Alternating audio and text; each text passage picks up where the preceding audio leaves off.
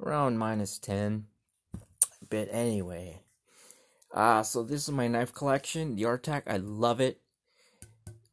Awesome blade. I'm probably gonna buy another one as a backup or for my bug out, and just keep this one with me since I've already started using it.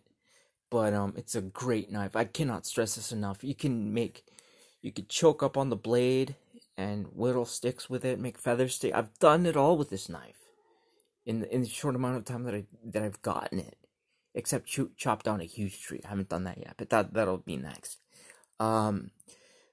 Yeah, I've whittled sticks, made feather sticking. I've made notches, and it's just, and it's not that heavy. If someone's complaining on these YouTube channels that the knife is too heavy to carry, then you're in the wrong hobby, because I've carried a lot of shit, and I'm not a very big guy. I'm only, what, 200 pounds? Maybe 195? But, it's a very light blade. I love it. Totally love it. But, I highly recommend carrying this everywhere you go in the wilderness. Highly recommend it. Very light. I love it.